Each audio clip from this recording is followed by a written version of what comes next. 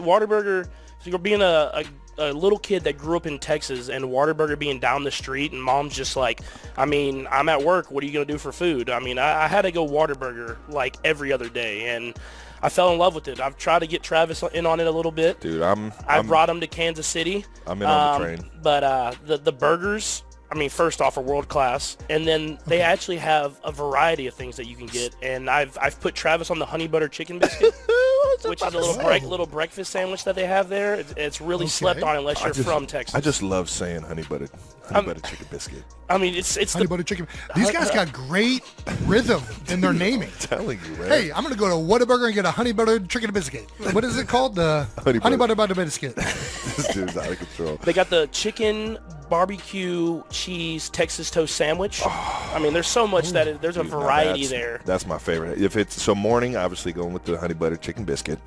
But if it's any time like past midnight and I'm hammered and I'm going Whataburger, that barbecue sandwich, that chicken sandwich on Texas toast. Oh, and then to put the kind of final stamp on it, the best ketchup I've ever eaten, and as someone who's a ketchup connoisseur, I mean that's a very, very high praise. Where does not just a Heinz 57? No, dude.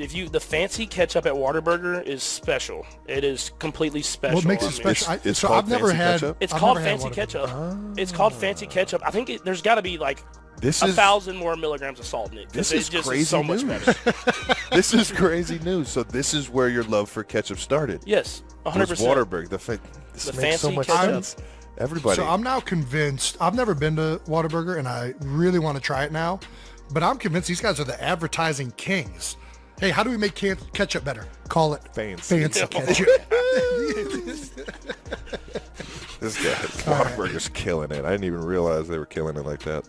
That's awesome, man. Are there any up on the East Coast? I haven't ever seen it up here. So I'd have to go to Texas to see it? No, so we actually have brought some to Kansas City now. Yep. There's a couple in Florida and a couple in Oklahoma. But Oklahoma, until Kansas City, was the most north they had ever been. I just worked my magic in there, met the right people there in Dallas, Texas, and got them to bring it to Kansas City. And the Chiefs Kingdom has loved it so far, and we're going to keep that thing going. All right now. I know what I'm getting next time I'm in KC. You know it. Well, let's move on to these Andy Reid stories, man. I know I got a plethora of them, man. Take us back to the first day you kind of met Coach Reid. Maybe was it draft day, or did he bring you in before, or what? Yeah, no. So the first day that I met Coach Reid was at the facility. We had like the meetings, like the top 30 visits, and so that was the first time I really met him. At that time there was like no time limit, so I was in there for like 5 hours. He's just going through plays, and I'm going to give you all the inside scoop. Matt Nagy, who was our quarterback coach now, was the offensive coordinator then.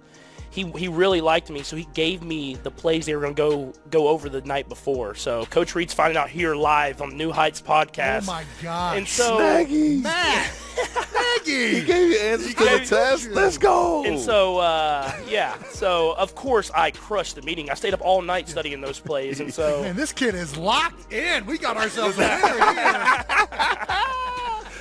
And so the rest was history, man. I met Coach Reid. He went over the plays. We went and had some lunch. Dude, that's he had a couple cheeseburgers, and then we went back, and I went back on the board, and I seemed like I was a guru in a sense, because I knew every single play and every check. Let's go, man.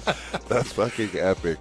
Shout out to Nags, man. It's been awesome to have Nags back in the building too, man. Dude, he's the best, man. And I mean, I loved Kafka, and Kafka's doing great stuff there in New York on the Giants now. He was a teammate with Jason over there in Philly.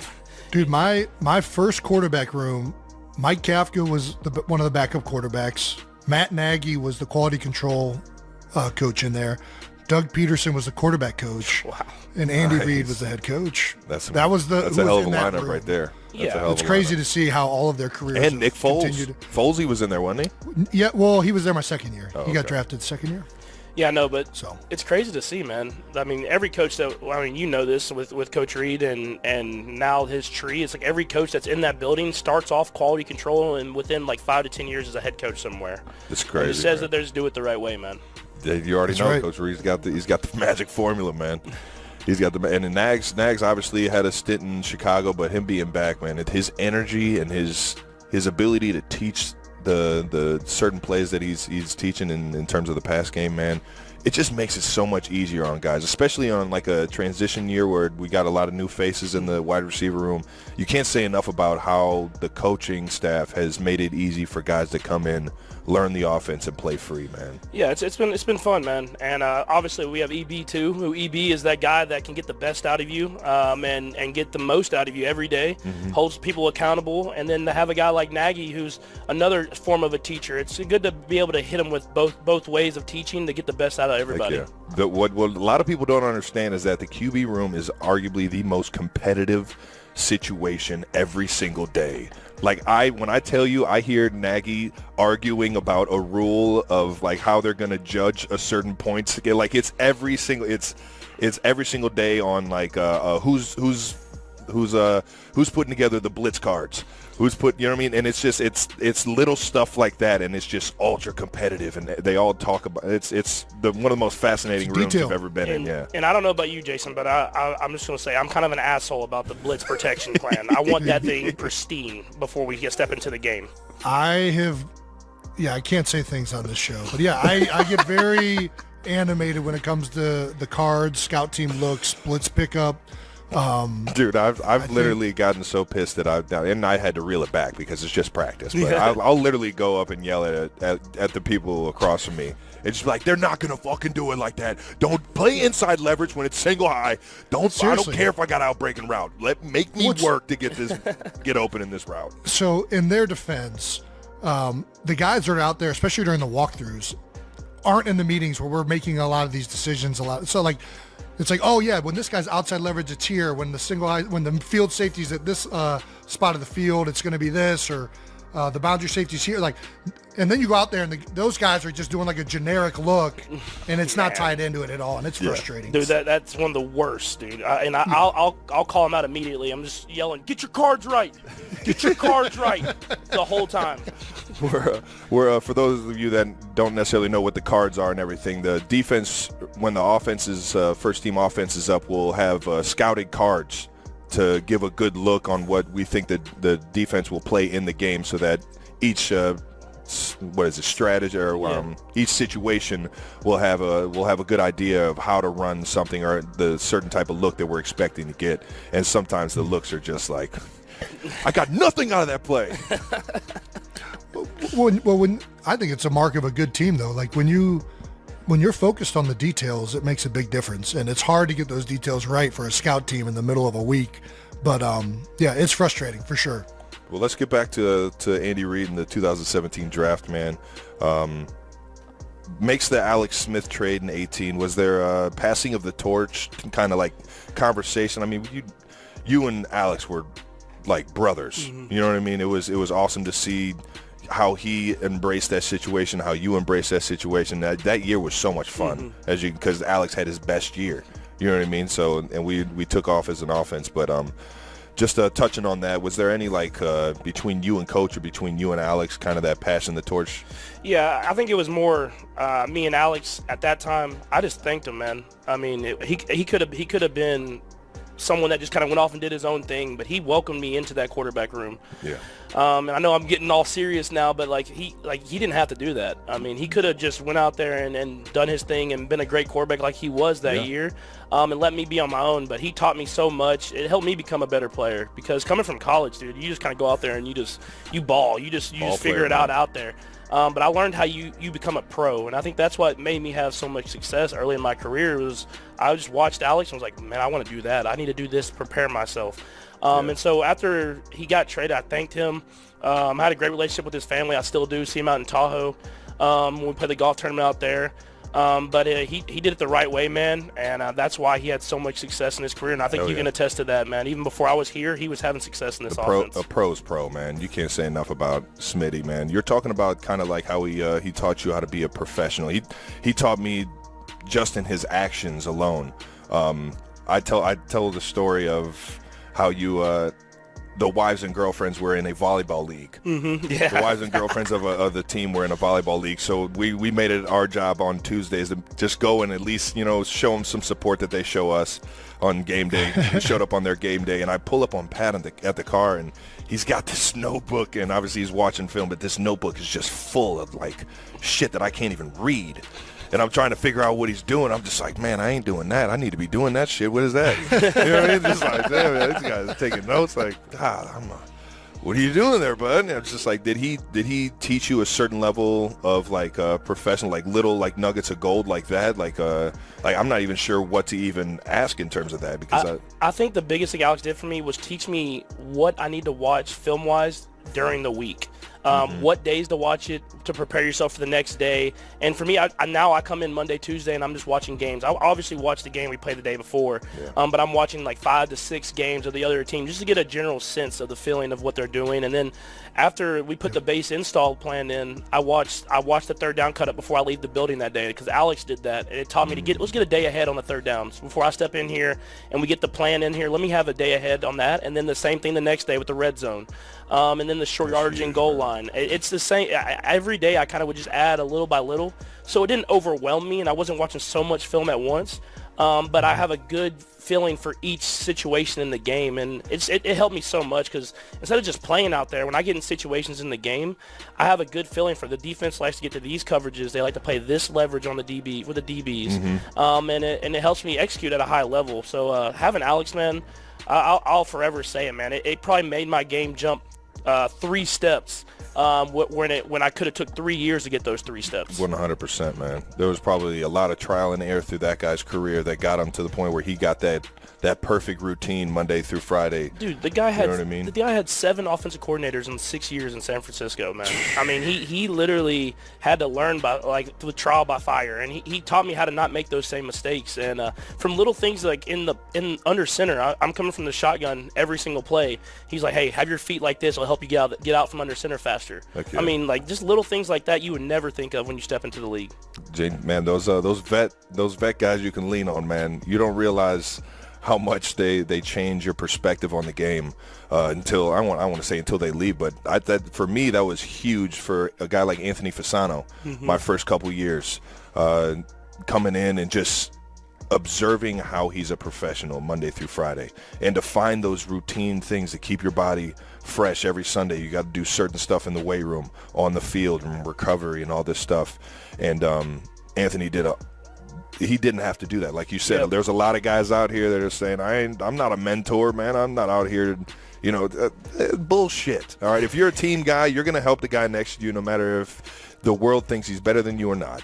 You know what I mean? Like I love feeding the tight ends that come into this building with as much information as I could possibly give them on how to get open in routes, how to be more comfortable in this offense. If you're not helping out the guy next to you, what are we fucking doing? Exactly. Man? And more times than not, it doesn't work out for the other guy that doesn't want to help him, because usually the guy that doesn't want to help him is not helping because of like some perceived job security threat. And I've seen that not work out so many times. Most of the times when a vet is willing to help somebody else, not only are you helping that guy, you're helping the room, you're helping the team, you're helping like the entire culture. And the way this business works is when you're winning, everybody gets taken care of. Everybody. Andy Reid, the reason why all those coaches keep getting hired everywhere is because he wins, right? He sets up these cultures that are successful. And, I think all of us have been fortunate to be on good cultures where you see that most of the time be the case. And it does go a long way. It goes a long way, even not even specifically helping, just being welcoming, man. Just being a good person, welcoming and having confidence in a younger guy is sometimes like the biggest thing you can do. Dude, yeah. And on the other end of that too, the young guy has to show that they're doing it the right way. Yeah. That's the biggest thing. And I think that's what Alex kind of understood about me was I wasn't going around like asking him like, hey, what are you doing here? I would just follow him and just learn. Hey, what time are you going to be in the building on Monday when we have our off day? He's like, I'm coming in at 9. I'm there at 8:45, sitting in the room waiting for him to get there. So just stuff like that. That's how you get better in this game. That's awesome stuff, man. Get back to Andy Reid though, man. The commercial was my favorite State Farm commercial of all fucking time. You got some good State Farm commercials. They do it right over there. How did the commercial come about, man? Because it's not easy to get Coach Reid to do stuff like that. Hold up now over there, Jason. So, like we're having the problem with Travis right now, I was terrified to ask him to be on the commercial. So they asked me first. They were like, hey, will you ask Coach Reed to be in the commercial?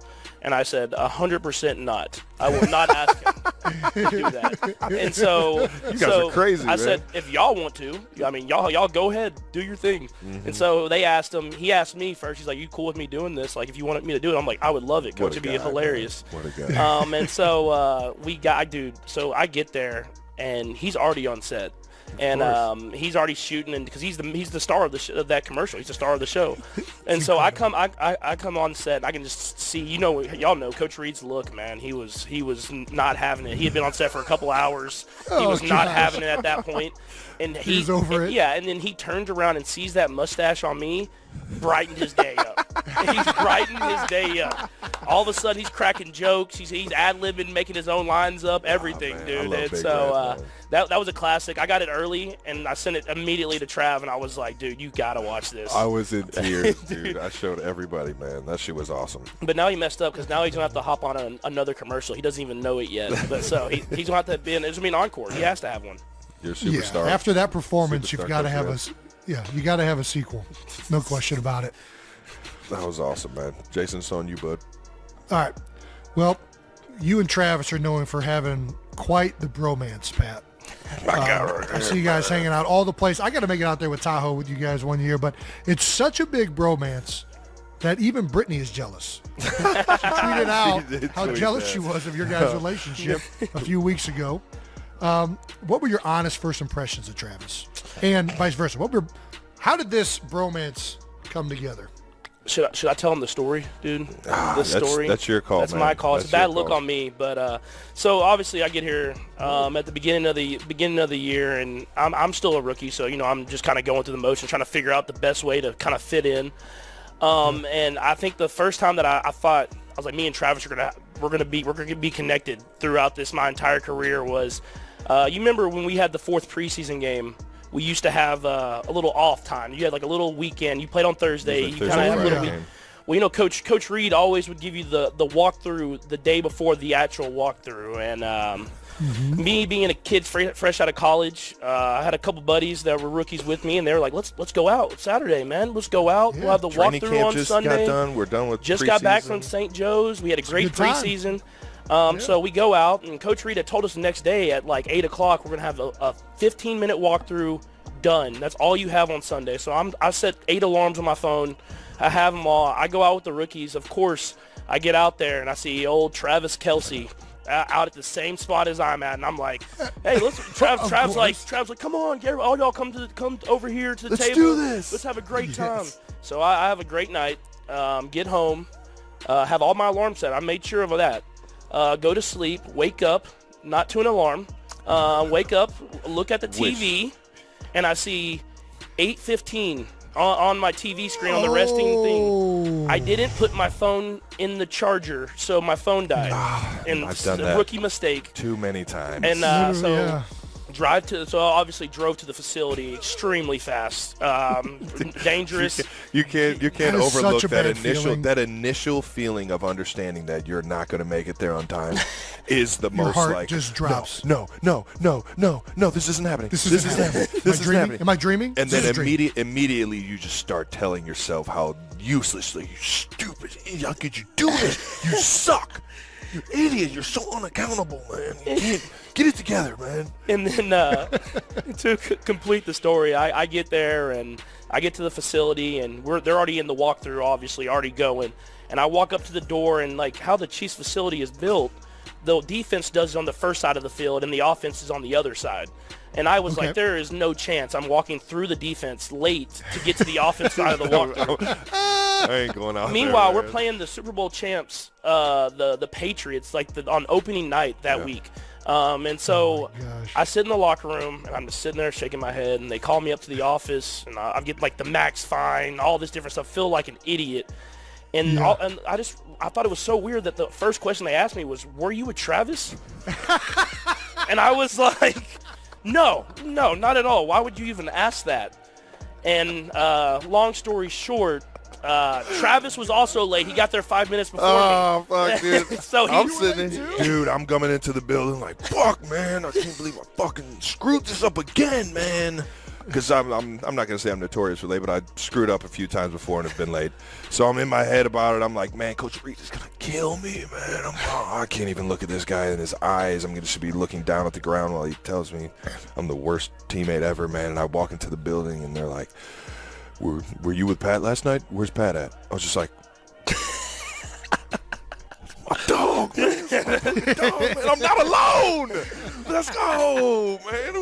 At that point, and I knew we were teammates, man. I knew that guy was going to win the Super Bowl with me. Ride or die together, baby. I will say, since then, though, I believe me and Travis have never been late again. So that we have been on the straight and narrow since then. So I won't be late again. I don't know about Travis. I don't think Coach Reed will stand me ever being late again. So I make sure I get my ass up and going early, man.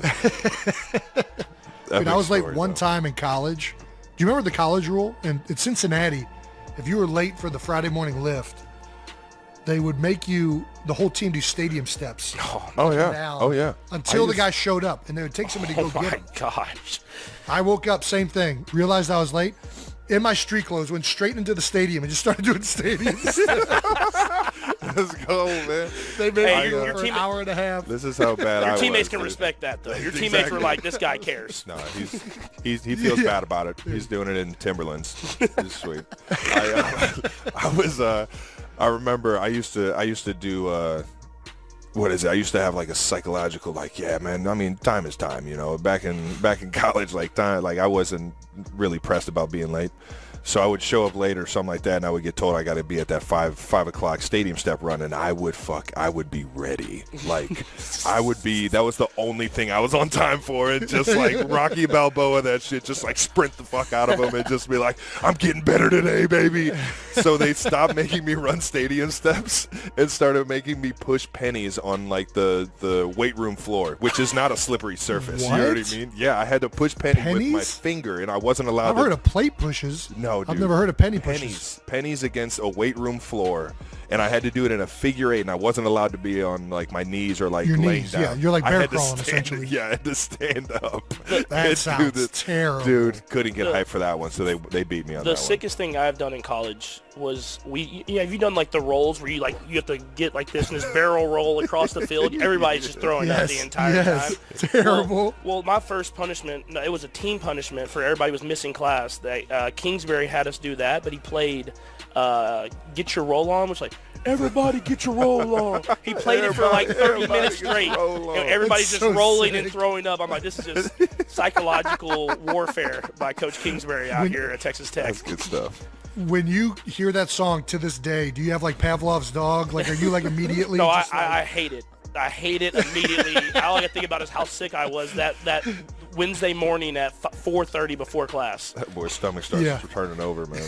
Travis, he was a groomsman with you. Like, I mean, you guys have been together for 6 years now? Yeah. It's our sixth season. Yeah, let me because the first time I actually remember meeting Pat was in the locker room, just dapped him up, and observing his rookie year was extremely cool. We already talked about Alex and how they both, kind of embraced that situation, which was awesome.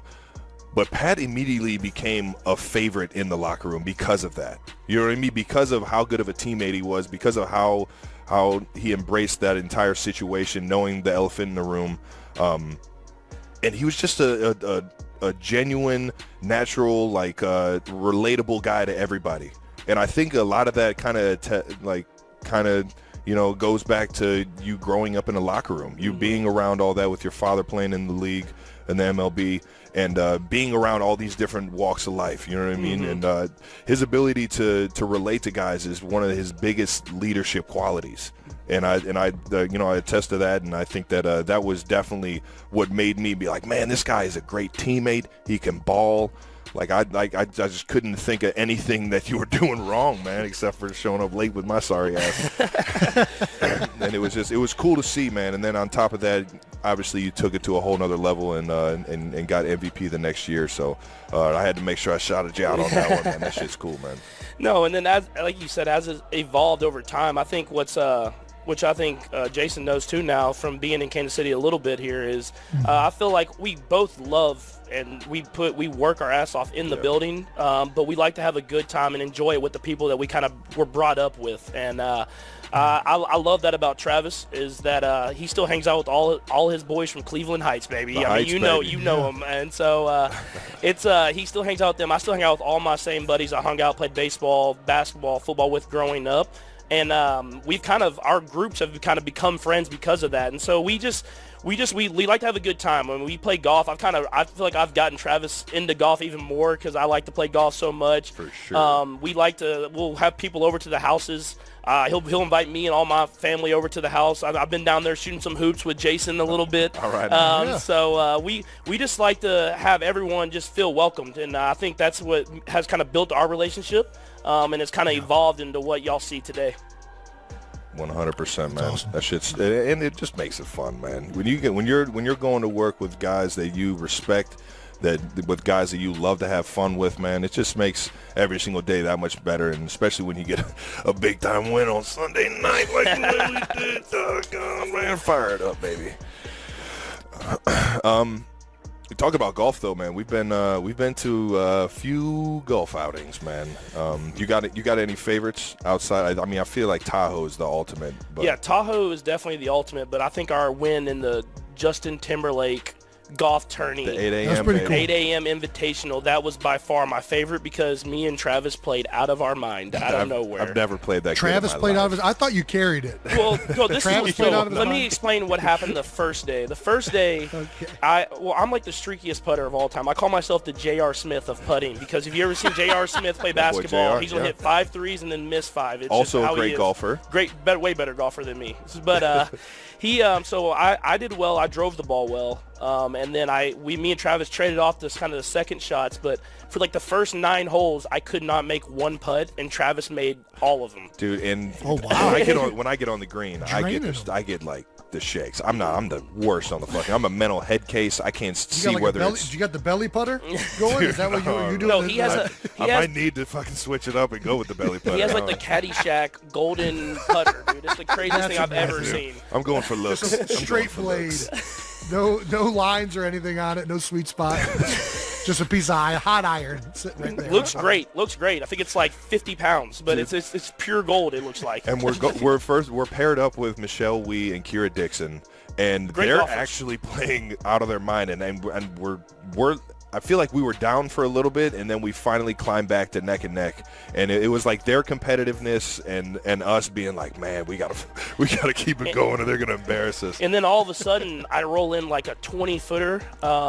Don't know how I made it, but it was a dead center the whole time. And then the rest of the time, one though. Not just one. I just couldn't miss a putt the rest of the day. I don't know. I've never been that. He drained at least 3 on that back 9 that were 10, 15, 20 plus, and it was epic. And obviously you're in Vegas, so it's like the excitement at the end of that golf round just led to an epic evening at the 8 a.m. I was just as hot on the tables after that too. So it was a great weekend in Vegas. That sounds tremendous. All right, So you guys do the golf. Do you guys do any other sports? Do you do pickleball? I know you guys got the basketball down there in Travis's basement, but we're big pickleball in Philadelphia. We definitely get after it in pickleball, man. There's a big spot out here called Chicken and Pickle. Our guy Garrick Dater over there helping out. He's he got me into it. I don't know how else to explain it other than he was like, hey, you want to come down to Chicken and Pickle? I'm like, what the fuck is that? That's exactly what I thought, dude. He's like, we're gonna go play pickleball. I'm like, what? This is 5 years ago, by the way, before the trend of pickleball People really knew grown. what it was. And so we go out there, and I'm in there with like jeans and like nice shoes. It's like and a I'm Friday like, night I'm thinking it's like a bar occasion, yeah. Which it is. It is a bar. It's an awesome bar. And then by the end of it, every time I'm like, just don't go too hard. And then all of a sudden I'm dripping in sweat, Full like sweat. pulling my Can't jeans help it. above my knees. I'm like, it's every time. The juices get flowing, man. And I feel like all competitive athletes don't necessarily know the actual rules of pickleball, so we just like initially we played. Oh, dude. I'm just playing Ping pong. table tennis. It's Yeah, just I'm big- just big playing ping table pong. tennis rules. Jordan Malata, 6'9", is serving overhand to me. I'm like, bro, this is not acceptable. You cannot do this. Just ace. I'm like, bro. That's pretty good right there. Andre Agassi, you got to lob it over. All right, it's got to bounce. I didn't understand what the kitchen. I never understood what that was. I'm just on the net the entire time. Stay out the kitchen. I thought the red zone was for me. I thought I was. For 3 years, the immediate strategy was who could get to the net first, and they're going to immediately dominate the point. Pickleball, baby. Who would have knew that thing would have took off the way it is, man? We got to get a team going, man. It's going to be an Olympic sport eventually. 100%. We might as well go full throttle and try and go for a gold. Okay. Well, on the Today Show interview that you had, Pat, you said that you didn't even have a tight end in college. That's crazy. Do you, and I don't even know, we kind of argued about this on one of our last shows, but is Travis even a tight end? But anyways, what's it feel like to have a tight end? No, I mean, it was... Would you prefer the tight end or... Yeah, dude, I love having a tight end, and having a few. We got a few. Having a few of them, but no, it was cool for me to see. I mean, I come from an offensive spread out. You know, we were throwing the ball over the yard, but it was all receivers and running backs that could play receiver, all that different type of stuff, and kind of like the Eagles have out there. But it's when I saw Travis. I mean, obviously I got blessed with Travis as my first tight end that I had seen, and I was like, I mean, wait, this guy can be this big, and he blocks, and then he runs routes like this. Like, this is awesome. And so we've been blessed that Coach Reed does a great job of getting the tight ends involved in the offense. 100%. Travis, luckily enough for me, it seems like the older he gets, is the younger his legs get. So it's helped out to have someone that can be that safety blanket for me, and it's been cool to see him involved because, I mean, now I think he was in year 6 when I got here, and now I'm in year 6, and he's still rolling and still making things happen. All right, now. I will say this, though. Andy Reid definitely created, like, a new version of the tight end position. Yeah. And without a doubt, I think it kind of attests to him being a tight end coach in Green Bay. I love Coach Reid. He does little stuff like this. He opened the door in the tight end room. All the tight ends are just sitting at the table. He opened the door of the tight end room. He's like, name one coach that's ever had 2 Pro Bowl tight ends in one season. And we're all just sitting there like, what is it? I mean, it's got to be him. It's like right here. And I guess he had 2 of them in Green Bay. It had to be Green Bay because I don't know where else he was a tight end coach. He told me that too. I can't remember who the second guy was. It's crazy. I didn't even know that was possible. But I guess Brett Favre was out there slinging it to the tight ends, man. So he's been in Philadelphia. I think it was in. I think he was the tight end coach. He was the tight end coach. They had 2 of them. And had 2 of them as a tight end coach. But then he moved on to quarterbacks and then moved on to OC and got the job in Philly. But I think that kind of understanding of how productive the tight end room or how the mismatches could be kind of when I got to Kansas City, I was a traditional wide tight end. You know, I mean, I played the second tight end because Fasano was the starting tight end for the first 2 years, but I was kind of like that move guy. But when Fasano left and I moved into the starting role, I was a wide tight end. I was running power. I was running 1-back power, 2-back power, inline blocking, doing a lot of deep cross stuff, and then slowly started to step out away from the line and getting called these routes that we're running now, which is more wide receiver style routes against DBs, knowing that we're getting man coverage and I can use my ability to stem and speed to get away and stuff. But he definitely recreated that tight end position for me, and I mean, obviously Coach Reid has done I owe everything in my career to that guy, but he definitely switched it up and made this offense more friendly for me to have success in, man, and I love him for that. No, all 3 of us owe a lot to that guy. Oh, dude, everything. And I believe that you were. I've seen that. Have you ever seen that Scott Van Pelt when it's like and Kelce, like it was the bad beats? Man. That guy was at least 285 right there. Oh man, that was huge. We had a good story about Jason taking my helmet after that game. Yeah.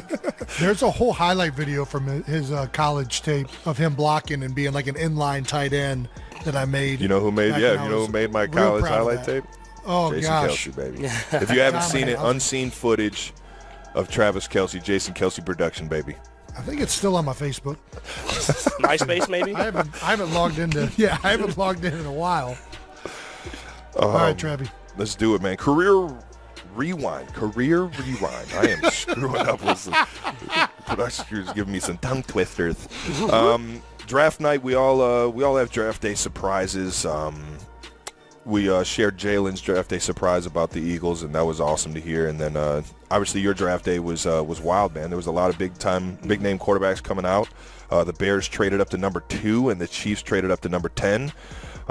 Did you know? I mean, you actually knocked it out the park. Yeah. You knocked the interview out of the park. But did you know? Were you surprised with the Chiefs or what? Yeah, no, I was surprised they traded up so far to get me, but I knew. So the whole draft process, I thought I was going to be kind of a late first round pick, and I was honestly kind of happy about it. Isn't this mind blowing? Yeah. Like oh man, just mind blowing. But I was honestly happy about it because when you're in that late first round is where you like the real good teams are, and you're still a first rounder, so you really like.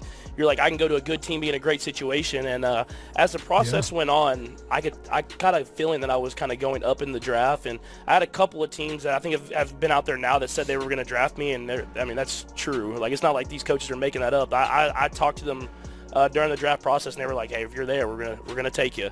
And so I kind of gave a little inside info to the Chiefs, and I was like, hey, if y'all let me go anywhere below, at the time I didn't know about the Saints, but I was like, if y'all let me go 12 or below, I'm going to get drafted by someone else. You drafted yourself? And so I gave the Chiefs a little bit of info on that, and because I wanted to be here. Business savvy. I wanted to be here, and I gave him a little info on that, and I don't know who was at 12 that time, but I knew right around there is where I was going to get drafted.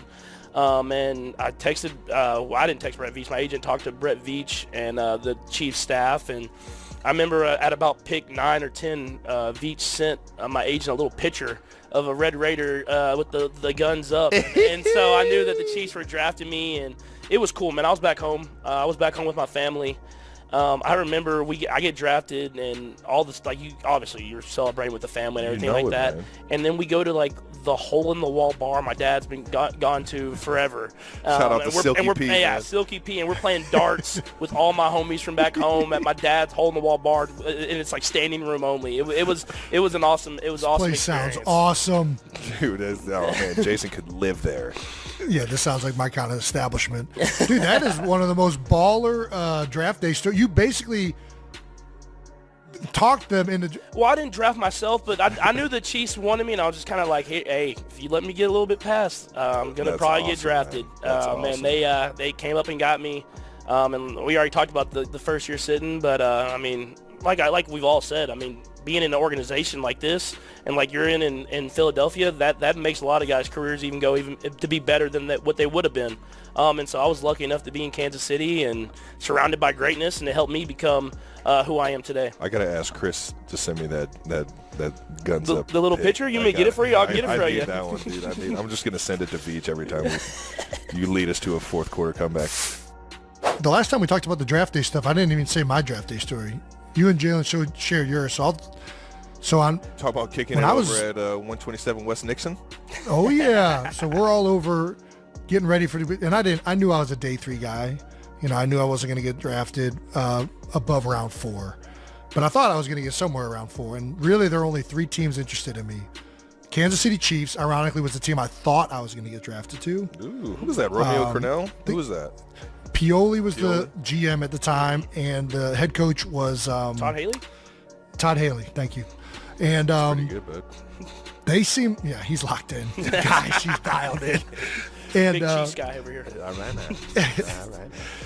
So it was either the Chiefs, the St. Louis Rams, or the Philadelphia Eagles. And the Chiefs selected Rodney Hudson. Shout out to Rodney. Shout out to unbelievable Rod. Center, still Great doing his player. thing. Mm-hmm. And when they picked him, I was like, oh man, this ain't looking good. They picked him in like the 2nd round. I was like, I don't know what's going to happen now. And it gets to like round 6, and I'm like, dude, this is not looking good. And I looked at my phone on the app, and I was like, okay, the Eagles got like 2 picks in the 6th round back to back. I'm like, maybe this happens. And sure enough, a 215 number comes up, and it's Big Red. And he's like, all right, first he asked me, he's like, are you okay? Everything good? You got any injuries you want to tell me about or anything? I'm like, nah, man, I'm good. I'm straight. He's like, all right, this is how it's going to work. I'm going to hand the phone to our offensive our GM first, Howie Roseman. Then I'm going to hand the phone to our offensive coordinator, Marty Morningwig. Then to Howard Mudd, the offensive line coach. And, and we're going to draft you with this next pick. How you feel? I'm like, man, coach, I'm excited.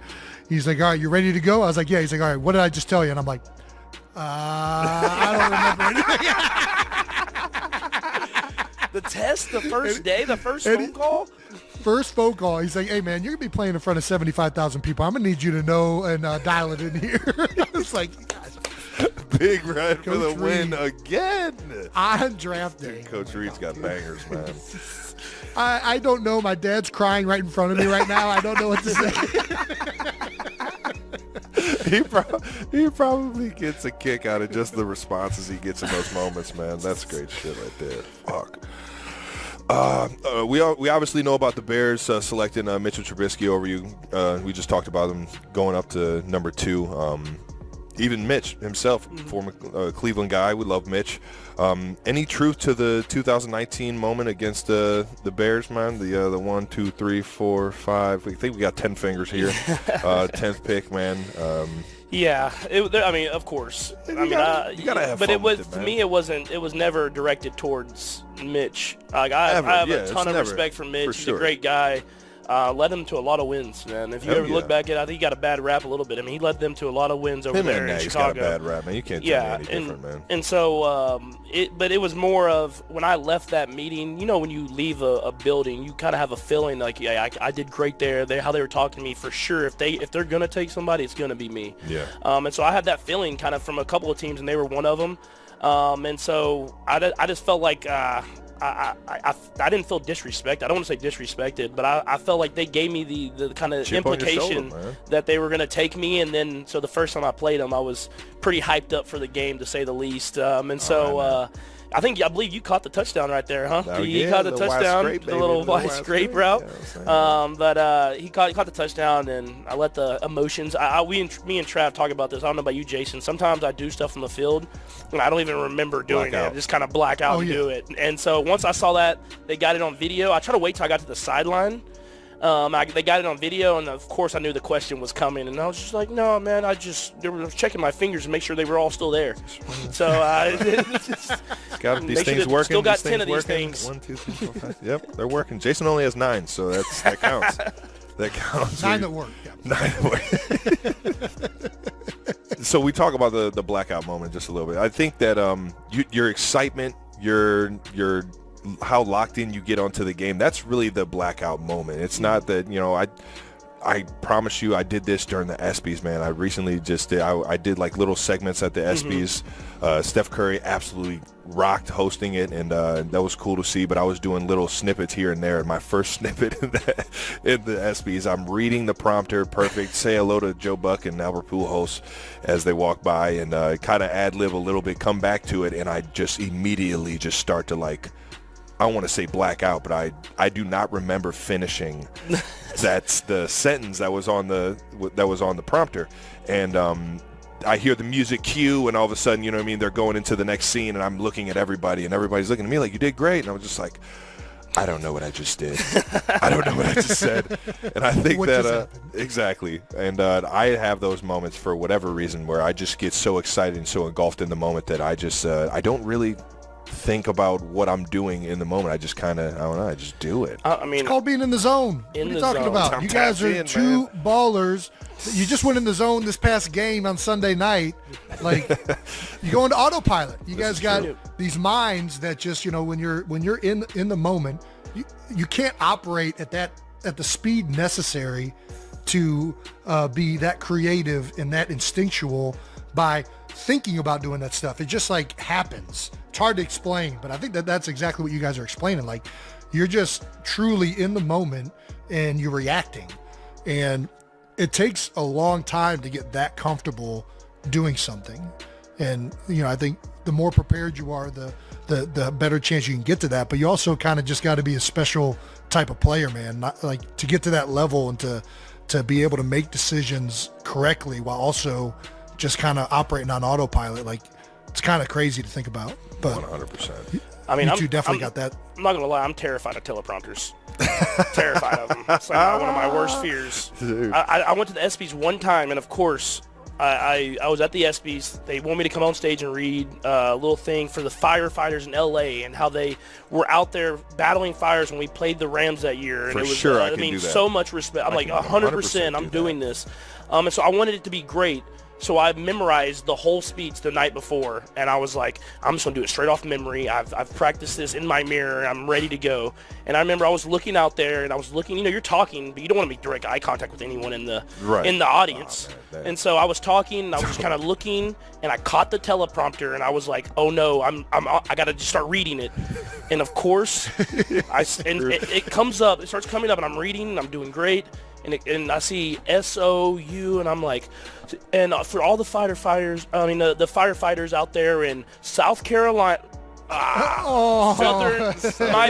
Southern California. And now ever since then, I'm terrified of teleprompters. You fixed it though. That was the thing. You know what I mean? You didn't just let it ride with South Carolina. You know what I mean? That's the thing. If you can fix it, you're golden. It doesn't matter if it's on the prompt or not, man. I said what I said. Don't Ron Burgundy it. At least you're not Ron Burgundy. Just saying whatever. Just saying whatever on there. That's pretty good. Yeah. So, kind of moving on here. What was your first oh shit moment in the NFL? I've had probably 3 or 4 of them against some big time goons. Jason referred to blocking Ray Lewis for the first time, but Ray Lewis, London Fletcher, like that moment where you're like, man, I'm really in the NFL right now. Like, for me, it was always these older guys that you watched playing, and now all of a sudden you're like competing against them. Like, it was crazy to me. Yeah. But yeah, what was that for you? For me, it was a game. It's crazy. It was a game I didn't even play in. It was the first game we played that when I was late to the meeting. The first game we played, we go to New England on Thursday night.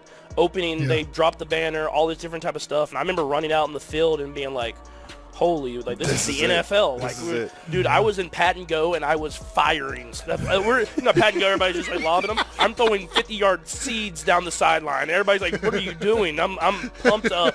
And then I sat and I got to watch the game. Obviously, we had a heck of a game playing. Kareem Hunt had a heck of a game, and my dog, and Alex, and so we ended up winning that game. But to me, that was the first moment of being like, man, this is the NFL. I mean, we're playing. I watched Tom Brady my entire life, so I'm like, we're playing Tom Brady, the New England Patriots. And there's nothing like that post Super Bowl show. You know what I mean? Like, they built that thing. I'm like, they got like what do you call floaties coming onto the field to like celebrate how many rings they have, and you know what I mean? Like, this was like it's a the full second production. Parade. Exactly. Yeah. First start, week 17 of that season, we play the Denver Broncos. We're fortunate enough to have the #1 seed and sling it in the snow. God. You're a Texas guy, man. What was that the coldest game you ever played in? Dude, leading up to that point? That was for sure the coldest game. It was 11 degrees. And I remember being on the sideline and just being bundled up and that not doing a goddamn thing. Yeah, dude, it was cool, man. And we got the win, so that was awesome. They had their guys playing, but it's week 16, 17, last game for the season, so they're playing, but anytime they're not Von Miller is on the field, it is going down out there. All right, but you got to be ready. But don't fall asleep with that guy out there. The craziest part of that game was we got up. We ended up getting up 24-10, and Coach Reed, they ended up taking me out of the game. It was in the fourth quarter, and we were going to let Tyler Bray play, who is a great guy who had worked his tail off to be there, and we had Sherm because our running back got hurt. We're down numbers, and so Sherm was playing running back full time. Like our fullback. I don't know, Anthony Sherman, for everyone that doesn't know, the sausage. And so he was playing running back, and we had an outside zone called, and then he ran inside zone because that's all fullbacks do. They had a little miss handoff. And I'm not making out to that tackle. Let's stay in this guard pocket right here. And we had a little fumbled handoff. The first play Tyler Bray was in, touchdown. And so he scores a touchdown, and then T-Bray, man, that was a fucked up situation. And then so now we're in 4-minute mode, and we go 2 runs, get to like 3rd and 6, and we go pass and get an incompletion. They go right down the field again and score a touchdown and tie the game. And so they ended up putting me back in the game that game, and I was able to get us in field goal range, and we got the field goal to win. But I'll tell you what, when it's 11 degrees to get pulled out of the game and then put back into the game, like, days, that was a good day's work, boys. You got to re-warm up and everything. It wasn't. No. Pat, get your helmet. What? I'm going. All right. Going back in there. Warm this thing back up. Gone. It was well orchestrated. Yeah. Well, I got lucky though, because there's always like one starter that is dressed, but he's not supposed to play. Well, we had an injury at receiver and running back, so Sherm goes in at running back, and we bring Albert Wilson back in at receiver, and I was like, well, I'm going to throw it to him every single time. And so he ended up having like 12 receptions from the second quarter on for like 130 yards, and he had 2 big receptions on that 2-minute drive. Yeah, Albert Wilson was awesome that game. That was fun, man. You were actually the first QB in 38 years to be drafted by Kansas City and start in your first year.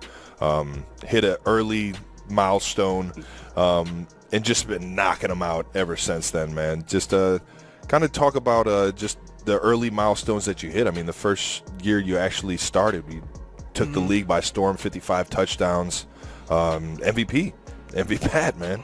MVP Pat. Was it shocking? Were you just on a roller coaster that you had no idea you were about to be on? Or that's exactly it, dude. Like, now that I look back on it now, I'm like, I was on this roller coaster of just excitement, and I had no idea what I was doing. But it was fun, man. I want to throw this story in there as well. Like, I remember my first game.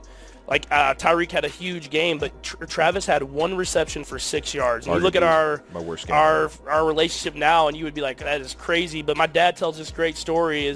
Like, we win the game, and Travis, he's the team player. He's all hyped up in the locker room. And my dad said they go to like the family area. We have like the family area. You see everybody, and Travis gets out there first, and he's going to see the fam and everything like that. And he could just tell that Travis was like, not down, but kind of like, man, I could have played better. Oh, for sure. And my dad, big Silky P, just kind of went over there. He said he went up there and grabbed Travis and said, hey, he's gonna throw it to everybody. Hey, so just know your time's coming. Your time's coming. Next game we play the Steelers. Travis has 142 touchdowns. And so, and my dad said he grabbed him after, and he said Travis came right up to him and was like, I told you.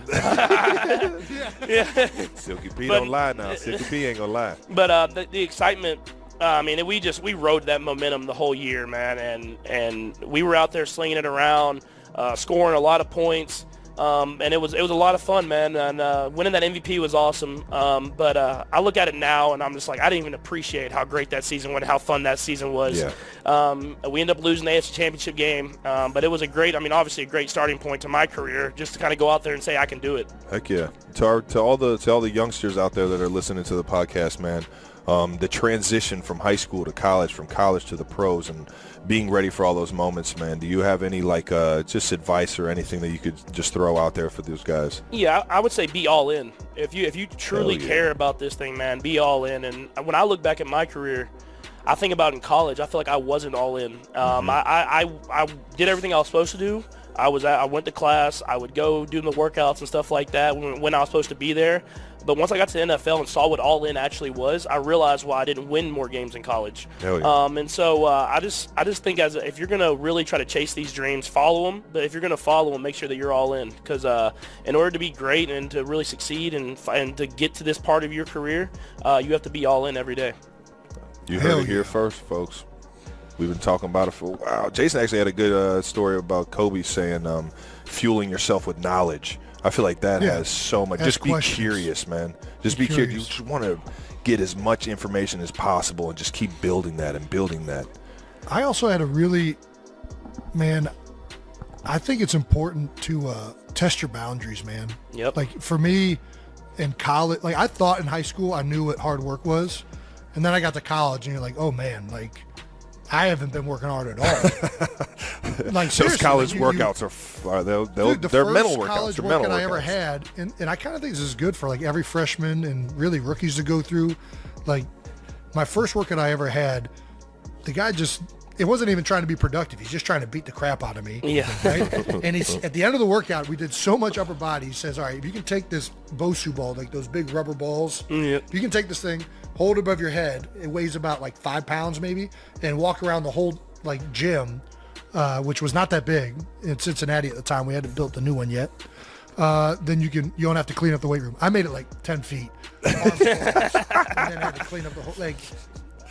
But like before you do that, before you push yourself to those limits, you don't know that you can actually go do that much work. You know what I mean? Yeah. You don't know what truly being tired is. And so it's important to get to those levels. And just like you were saying, Pat, man, like you got to be all in to get there. You got to you got to have faith in your coaches, your teammates, and everybody that, by giving it your all, that it's going to work out. Yep. So, Pat, you got a crazy stat out there that I'm about to drop right now. So I've been playing football for 12 years. This is my 12th season. We just had our first double-digit comeback win in the fourth quarter in my entire career. Shut up. That is not I a swear real to God. stat. That was a great comeback win. It's just a real Eagle stat. It was a good one. The last time they did it was in 2010, the year before I got there, or something like that. It was the Miracle Meadowlands with Deshaun Jackson. Big D-Jack taking that punt return back. I remember that one, though. Yeah. So, Pat, you have the highest win percentage when trailing by 10-plus points. You have the highest winning percentage of any quarterback in the history of the NFL, above Tom Brady. You give 100% so we give it back. Every game from every team, even 4 at once. Sideline sharp definition, stadium shaking sound, and the real U.S. broadcast. 100% Points. No, man, it's That's on Spags, man. That's on Spags. Spags ain't trying to give up 10 points like that. No, it's cool, man. I know it's the quarterback answer, but it takes way more than me. If you think about that stat, that takes everybody. I mean, the defense has to shut the door, just kind of like this last week in L.A. I mean, if you look at the second half against a L.A. team that has freaking playmakers everywhere. The defense gives up one touchdown on a miraculous catch on a go ball down the sideline on 3rd and 18. So, I mean, it takes the defense has got to step up and shut the door. It takes the offense just finding a way. That's a lot of the times. A lot of times you go out there and you score fast, and then the defenses adjust, and you kind of get in this little bit of a funk. And so when you can just find a way to just hey, let's just keep pushing. Let's just keep pushing. Let's keep finding a way. And it takes leaders. I mean, obviously, I think of myself as a leader in the locker room. But you got Travis, you got Chris Jones, you got Willie Gay, you got Nick Bolton, you got Orlando Brown, you got Joe. Everybody, they don't give up, and I think that's been a big thing. And I think we've done it now a couple of times. And so once you've done it a couple of times, whenever you're in that situation, you're like, we're gonna find a way. We don't know how, but we're gonna find a way. And the craziest one is for sure against the Texans in the playoffs. So. I mean, what a change of events from how that game started in the divisional round. When we get down 24-0, and it's like we can't find a way to make anything positive happen. Then all of a sudden they give us some life with a couple fumbles and we're back in the game. And so it's just guys believing, man. And it takes more than me. I think Coach Reed and Coach Bieniemy, all these Coach Spags, they lead us. They don't stop calling plays. They don't stop giving us a chance to make plays. I'm going to try to keep those numbers down so that we're not down 10 because it's not a great position to be in. But if we're there, we know we've done it before. There you go, man. One of my favorite, and Coach Bieniemy, as you know, has some of the best quotes. The best. Any football coach could ever have. But one of my favorite ones is, we have to find a way to drag our ass across the finish line. 100%. Okay, as long as we get across that finish line, I don't give a damn how we do it. Dude, and you gotta have it. You gotta give yourself a chance to have a chance. Give yourself a chance to have a chance. To have a chance. To have a chance. Chances, baby. I mean, just ones that you hear them all the time. You just kind of throw them away, and then you're in those moments, and you're like, we just gotta drag our asses across this finish line. I don't know how it's gonna happen. It goes back to Howard Mudd, man. What is it? Just shake his hand. To talk like Sean Connery. Oh, man, this guy just went inside of me. He went outside of me. He ran right through me the play before that. What do I do? Shake his hand.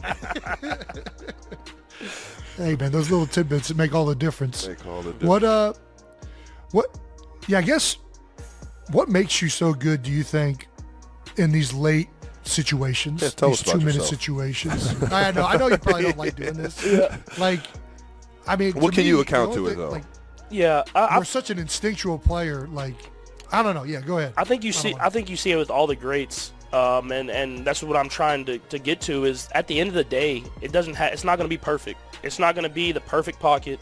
It's not going to be the play call is not going to be perfect every single time. But how are you just going to find a way to compete?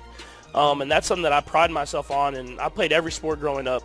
And I just wanted to win. I didn't care how it looked. I didn't care how it got done. I just wanted to win. And if you look at our last drive, I mean, this last week, I mean, other than the last play when it kind of worked out perfectly, we had the man play called, Travis breaks free, wins, and gets scores. It was like we were kind of just making stuff happen on the fly.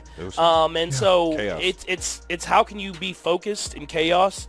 How can you not let the moment be bigger than what it is? And we've prepared ourselves. Coach Reed puts us in those situations all training camp, all during the season, and a lot of times he puts the offense in a situation where it's not looked at as winnable. Yeah. And so when you've been put in those situations, you go back to those fundamentals of, all right, I'm going to go through my reads. If it's not there, I'm going to run. I'm going to go through my reads, and if it's not there, I'm going to scramble and try to get someone else open. It takes everybody, and I just try to do whatever I can to win at the end of the day, and it's worked out well for me.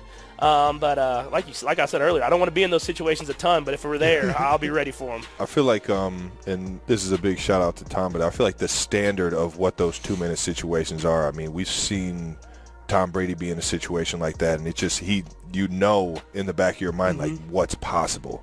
You know what I mean? And to be able to understand and be comfortable in the moment of what is possible, you know what I mean? It takes doubt and doesn't even make it a situation. You know, and a lot of that goes to our guy, Joe Blameyer. Yep.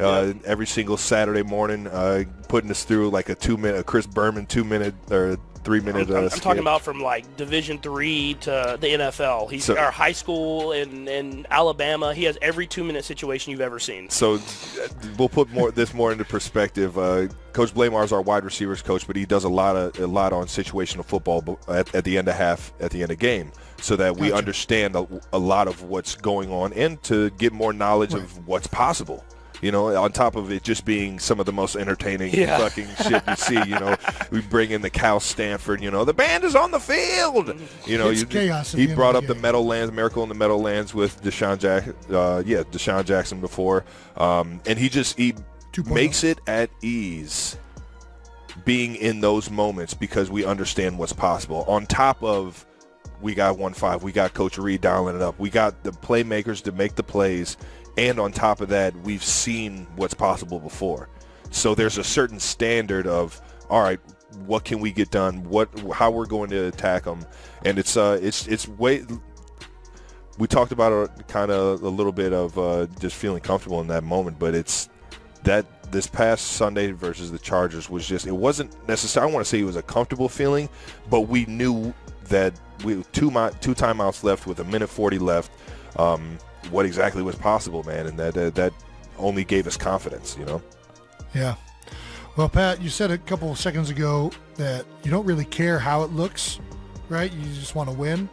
Well, for someone that doesn't care how it looks, you make it look good. Make it look good, dog. All right, sidearm, behind the back. Look. When you're doing all these like unique things, these creative things, are these things that you've practiced before? Is there a method to it, or are you just like trying to have fun? I've for sure practiced. I try to put myself in those situations during the off season and practice the sidearm throws and no-look throws and stuff like that. Not the behind the back, even though I want to still do it. I'm scared to do it. But no. Every time he does it in practice, I just scream, "Do it in the game!" I'm trying to see that shit. No, but you just try to prepare yourself for those moments. The quarterback position's changed so much. And like I said, everything's not perfect. I mean, these D linemen have gotten better and better, which I know you know. And so it used to be so easy. Fire zone over here, fire zone over there. We got this. But T-stunt. Holy shit, where the fuck that guy come from? And then in my baseball background, I got the sidearm stuff. But I will say, when I'm doing some of the stuff, though, in the back of my head, all I think about is if this shit doesn't work, Coach Reed's going to get on my ass. He's right here. Just so I just make sure if I do throw the no-look pass or if I throw the sidearm pass, that I make sure it's completed. Yeah, I've thrown a pick before, unfortunately, and I couldn't even look Coach Reed in the eyes. I threw the pick. It was a beautiful immediately pick. It was a tight spiral. Should have never thrown it back across the field. I don't know what you were thinking, but it was a beautiful throw. The crazy part is he asked about it. I don't know if y'all told this story. I think but he asked about it in install. He said, "What if this guy's open?" And Coach Reed was like, "Do not throw him the ball. Do not." There's not a progression in this, Travis. And then I looked at D-Rob. I was like, just run that shit. Spags. What's funny is it was against Spags. It was against our D coordinator. Right. It was against the Giants. Long story short, I saw what they were in. I knew Tyreek was going to get gloved or not be open. And I was just like, you know what, D-Rob might slide out in it.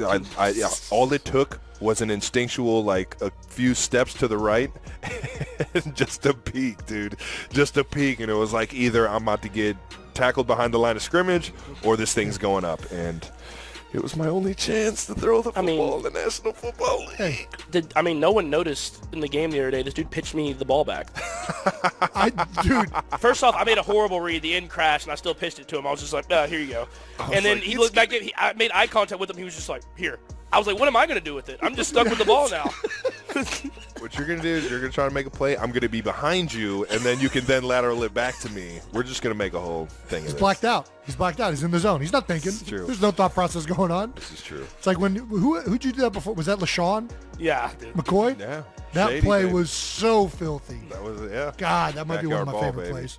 That was electric, time, man. as we That call was it. electric. We had like 5 turnovers that game, I think, leading up to that point. So it's like everybody on the sideline, hold on to the ball. Hold on.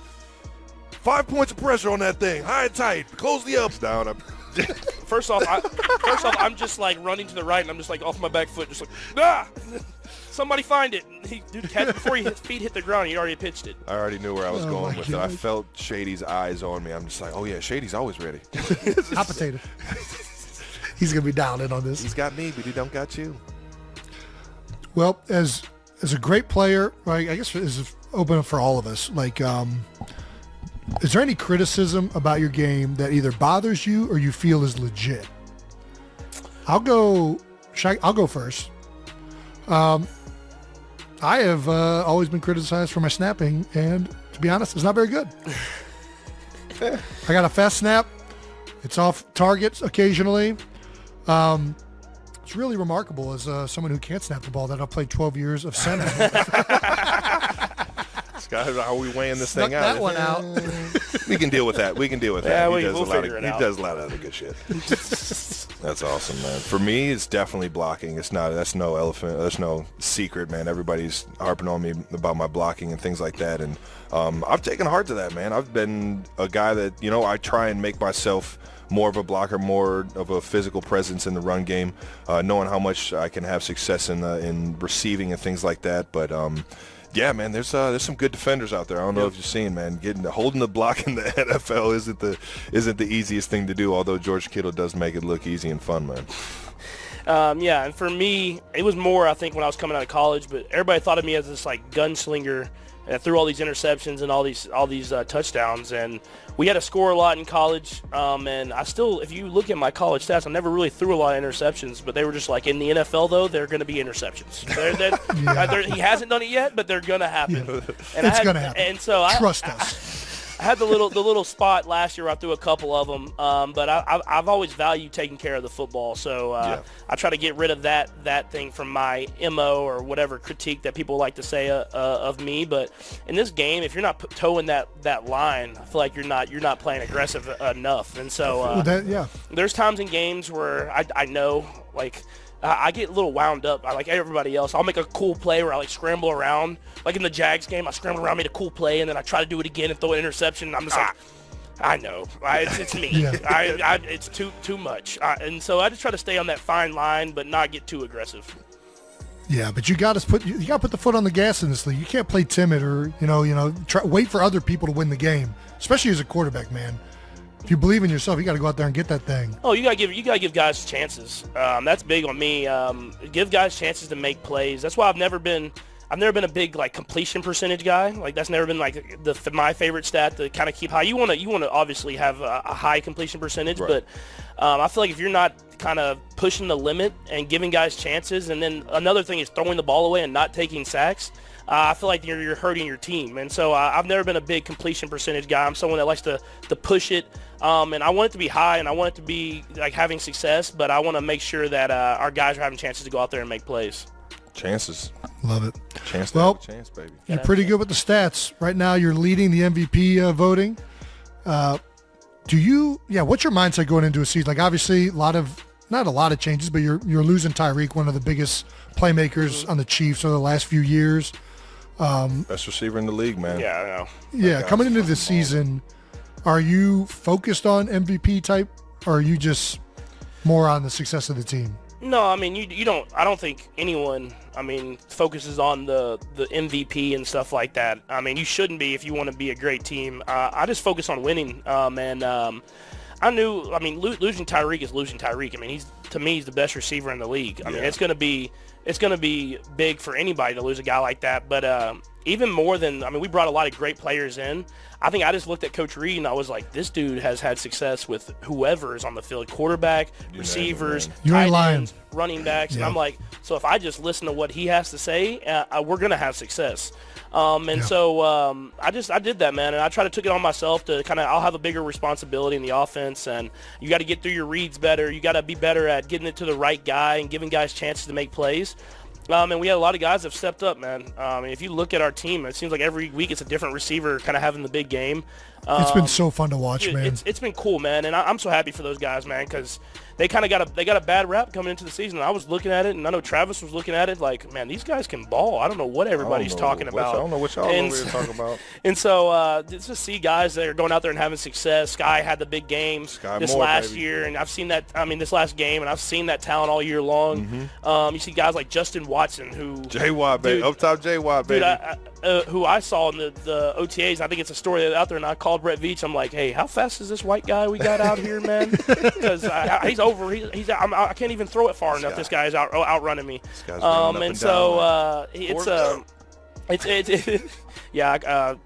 call him Forrest Gump. And that's cat's out the bag now. you see? Have you ever seen Forrest Gump? He has that just Watson has that perfect form. It's like a machine. He's just like this the entire time. Who taught Tom Hanks how to run? That shit was great. But no, so I call him Forrest Gump. Even he's making plays for us.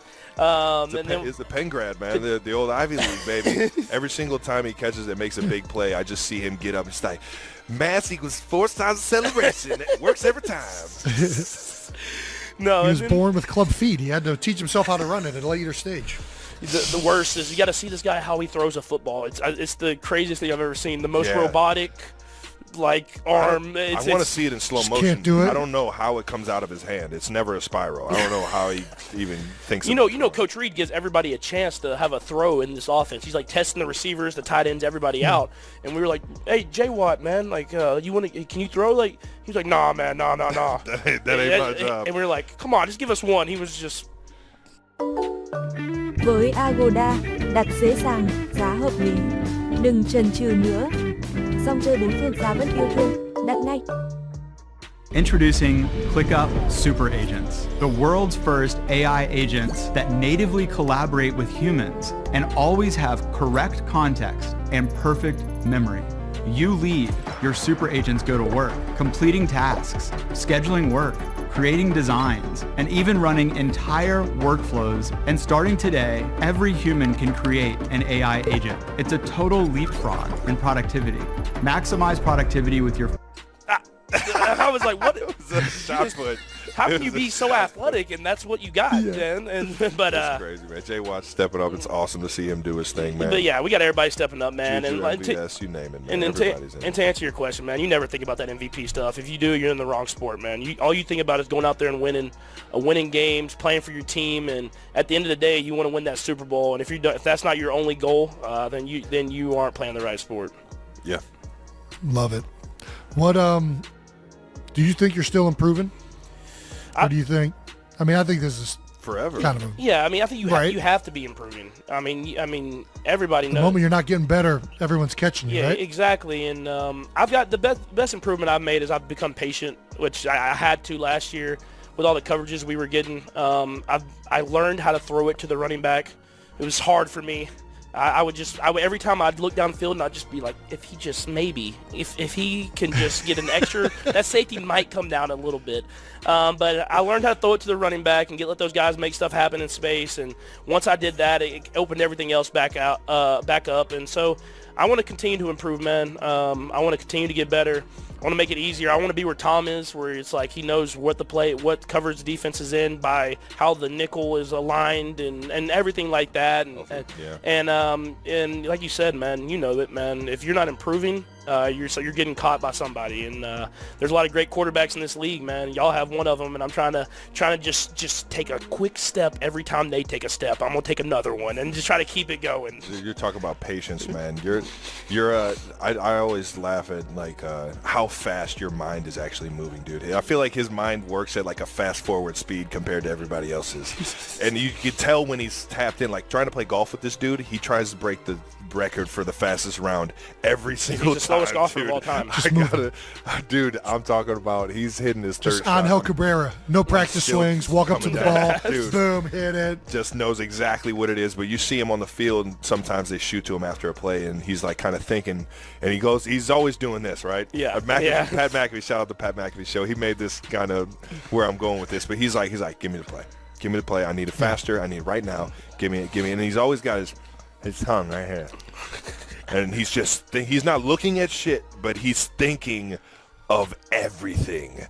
Situation, what's going on, play call, formation, all this, and it's just, that boy is so tapped in. It's so tapped in that you already know whenever you see him just. That's the old Silky P, man. That's what I got it Give from. me that thing. Is that Silky P? Yeah, so I think my dad got it from Jordan.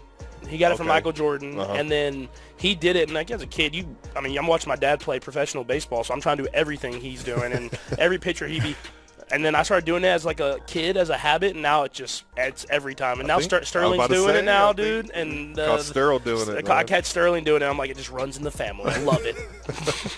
Well, this is actually good that we're talking about MJ because we wanted to touch on this too. So Trav has been compared to a lot of receivers.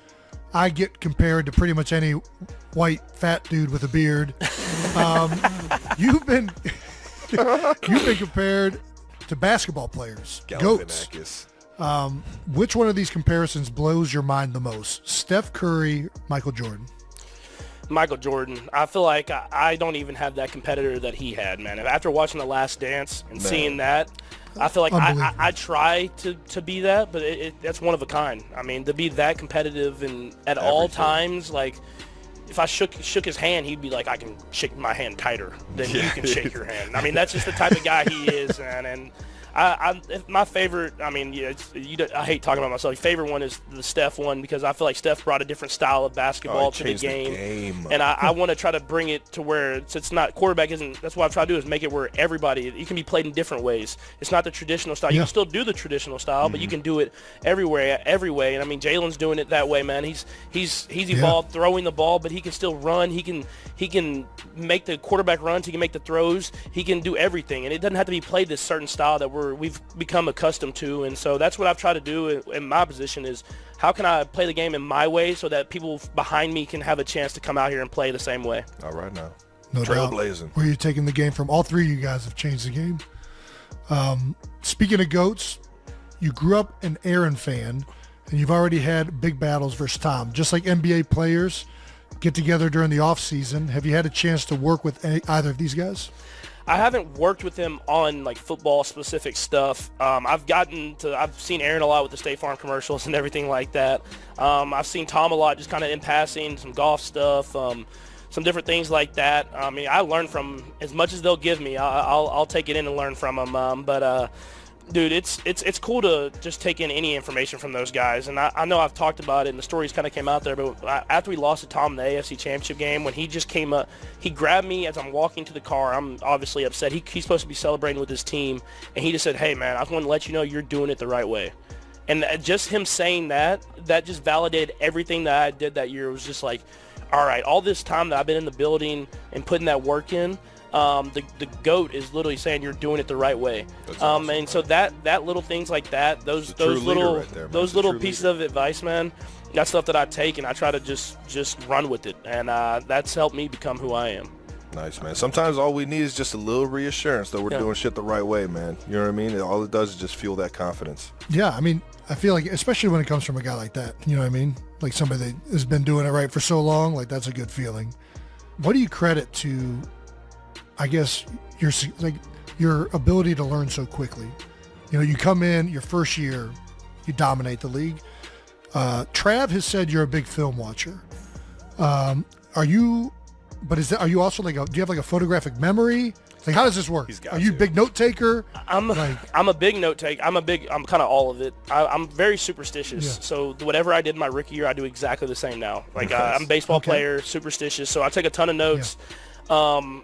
I'm really good. Obviously, I watch the film and do that different type of stuff. But I'm really good with once I see something, I'm pretty good at knowing knowing what it is when I see it again, even if it's, I mean, like there's been blitzes I've seen that I hadn't seen since like my second or third year that I see like again this year, and I'm like, I know we haven't prepared for it this week, but I know we need to do this. And I call it my little like cabinet, my filing cabinet. As I've seen so many different defenses now that I can kind of pull from there, and I'll say like when I go to the sideline with Coach Andy Heck, I mean he's a great offensive line coach that gives me a lot of tools in my toolbox, as they say. All right now. And I'm like, hey, I did this because this is what we did versus this team a couple years ago, and he's on the same page with me. He understands it. He gets it coached up to those guys in the offensive line. And that's kind of my biggest thing is I feel like once I've seen something, I'm good at kind of recognizing it and see when I see it again. And so that's been the biggest thing of how it's helped me learn. And I remember the blitz thing, how I was talking about the blitz stuff a little earlier, is I played the Patriots in New England my first year. And they were doing like this weird, like we call it like the 40 up front, where they have like, they don't really have a true nose guard. They kind of have double splits. They have linebackers kind of playing D line and some of that stuff. And I remember being back there like, I have no idea what to do to get these 5 guys blocked. And then ever since then, I mean, thanks Coach Belichick, because ever since then, dude, that's what I'm saying, the blitz protection plan isn't perfect, and I don't feel perfect going into the game with it. I don't feel prepared, and so that's like the main thing I do is I coach Andy Heck. We get together with him, Coach Corey Matei, with the quarterbacks. We make sure that blitz plan is perfect going into every game, and it's helped me learn a ton, because once you know the fronts and the blitzes, you know the coverages, and so learning it that way is something that's helped my game go to a different level. And then you got to throw in the Brad Childress, man. Oh, it's Coach Chili, dude. You forgot about that, dude? Chili, dude, baby. Chili got me my first year, man. Dude, he took me. So Coach Chili was like an analyst, like one of the passing game analyst. Yeah, passing game analyst coach, and I couldn't learn those protections my first year. I'm coming from the Big 12, dude. It's like drop 8 every play. So I'm like, sort both sides. Just sort them. We're good. That's it. And so I get out here, and he's like, all right, I'm going to take you through the history of this thing, dude. And he's teaching me like 70 protection and 22 and 23, like dual protection, the old school way. And he's like, this is what you do. And the best thing he ever said to me, though, he goes, and you know what the main rule is, the most important rule? Is when you're hot, throw the hot. And I was like, all right, well, I got to know where my hot is. That's at the end of the day, that's the main thing. And it's evolved, obviously. I mean, everybody's evolved protection-wise, but we do a great job here, man. And I know y'all do too. And it's when you get those old linemen that are smart too, it makes your job a lot easier at the quarterback position. Yeah. For those of you that don't know what the hot is, it's when you know there's a blitz and you're not picked up, so you have to know where your hot route is, the route that is expected to get the ball if you're not picked up correctly. Yes. So at the end of the day, you could say, yeah, that guy's coming, this guy's coming, we're all protected, but then they get you. You know what I mean? Yeah, they got me. You know, that's what they get paid to have a good blitz and have a good scheme. So if you just get got, you just got to know where your hot is, man. Get that thing out so we're not taking L's. You can't block everybody. You got to know where your hot's at, and you got to be comfortable with where the point or what the protection call is to be able to get it to the hot if it's there. But sometimes I like playing that game too. It's like, I know that the hot's over there, but if we pick this up, oh yeah, we're going to be able to go down the field. Well, that's the thing, man. It's that's something that we try to take our pride in is let's pick up these blitzes and throw some deep shots. That's when they have one less guy in coverage. You know it. That's right. So you watch a lot of film on the defensive guys. You watch any other quarterbacks around the league to try and draw inspiration? Yeah. Yeah, I mean, I've always watched Aaron. I've watched a lot of Aaron because I felt like when I grew up, that was the kind of guy I can model my game after a little bit. I watched Stafford a lot, the sidearms and stuff like that. Yeah. I watched Tom when I was in college a ton because I needed to get better from within the pocket. And so that was a big for me because Tom isn't the fastest guy, but as far as mobility inside the pocket, dude, it's one of the I mean, obviously one of the best of all time. He's got great pocket presence. Yeah. And so I watched that, and then now you watch some of these young guys, man. I mean, you watch Joe Burrow, you watch Justin Herbert, you watch Josh Allen, all these young guys, and we play a lot of similar opponents, obviously, in the AFC. So you watch them and see how they're kind of dissecting and going against some of these similar defenses, and you take from that, man. And we said, if you're not learning and getting better, then you're stuck where you're at, and everybody's kind of chasing you. And so for me, I do not have too much pride to say that I'm watching all these guys that are younger than me. That then there's the gifts that they have. I try to incorporate that into my game because if that's the way you get better in this league. Yeah, for sure. And do you find Travis is well known that he has a rivalry with Gronk? We just talked about other young quarterbacks. Are there any young quarterbacks that you feel like it means a little bit more, like when you're playing against each other, or guys that like you, either out of respect or whatever competitiveness, that you want to win? Yeah, I mean, I think we've kind of grown this rivalry with the Bills. So with Josh, I mean, obviously it's become a little bit of a rivalry. He's gotten me a couple times now, and we've been lucky enough to beat them in the playoffs and stuff like that. But they're going to be there. I mean, just because of how talented he is and how talented that team is. Herbert, we play him every year now, twice a year, and every single game is like the last possession. Dude, and it's going to be a battle. One, man. And so that one, and then obviously now, I mean, Joe Burrow, man, he's beat me twice. I haven't beat him at all. So I mean, he's one of the only guys that I think I haven't beat. He came out and he's come back both games and beat me. So a ton of respect to him and that team, because they fight to the end and they beat us in the AFC Championship game, man. So that'll be a big game for us when we come up and play them here in a couple weeks. It's an Ohio football guy, man. You guys at home or away against them? We are away. We are on back in the Natty on the special turf they got out there. Yeah. Hopefully I think it's new. Gosh. I think it's new. We played on that in college and it was bad. Are you gonna get some Skyline? You talk about Whataburger. Are you a chili guy? Some Skyline chili. I'm not a chili guy. Yeah, I'm right. Not a chili guy. What's good? Skyline is really more of like a meat sauce. Still doesn't sound better. I'm gonna be honest with you. Honestly, I'm not even going if it's like labeled as chili. If I look at it and it looks like that, I'm not eating it. I mean, I'm not gonna lie. I haven't been to Cincinnati, but from everything Travis told me, awesome place, ton of pride in their city, great fan base. But Grater's ice cream is the only thing I'm snagging if I'm snagging anything Cincinnati wise. If it's I hate to say this, man, but if it's coming out the same way. It looks the same way it does coming out. Yeah, I get where you're going with this. I'll just get the noodles that it comes with. Just give me the noodles. Just butter the noodles up, man. I'll salt and pepper that shit and keep it going. Keep it moving. Pat, I know we're actually getting close on time, man. I want to talk about this next segment of Mount Rushmores, man. I've let it be known of my tight end Mount Rushmore.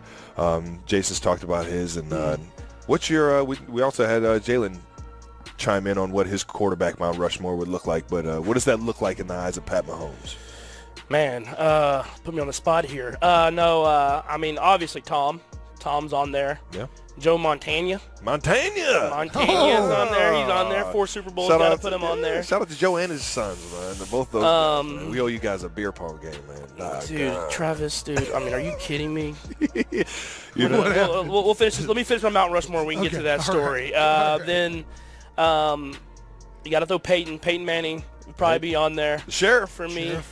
And then to me right now, it's probably between Dan Marino and John Elway, and I don't know who that fourth one is. I'm going to give it to Elway just because he has the rings, but Marino, if you look at the stats, dude, his first season, 48 touchdowns in that era. Back in, best 70s? Best quarterback 80s? Season has to be in history. I don't care what anyone says, That's dude. crazy, man. That thing is one of the most special seasons, and then, like, every single time that I've been putting up and breaking these records, just like Dan Marino had 170 touchdowns in 3 years. I'm like, what? How were you? Catch that? I thought they ran the ball back then. Exactly. So, I mean, just because the rings, but, I mean, Dan Marino's, just right there if he's on the edge of it, if not on there. Yeah. Ace Ventura. Right. Oh, and to finish our story, man, we went to the Masters. Yeah. Went to the Masters, dude, and we see Joe Montana, who's like a hero of everybody. And so you go see him, you see him, you're like, hey, he's with us. We're watching. He's golden. Yeah, we're at some random house type party thing. Random house party thing. They have like Jason Aldean playing music. I mean, we're just having a good time drinking some beers, some cold Coors Lights. And by the way, such a cool dude too. Like Great. Joe, one of the coolest guys. Blue? Yeah. Oh man, just Mountain Blue too. Yeah, always. And then his sons are there, and we're going over to another little house extravaganza, party, And so we're like, Joe's going home. We're like, we've been talking to his sons. Like, y'all want to come on with us, man? Before let's kick it, man. Go kick it for a little bit. Fun. So we go over there, and of course a beer pong table gets set up, and me and Travis are notoriously known for being great beer pong partners. And so, like, I get over there, and Travis has been at the Masters all day. He's done a lot of walking for Travis. And so I'm over here, like, battling with these kids.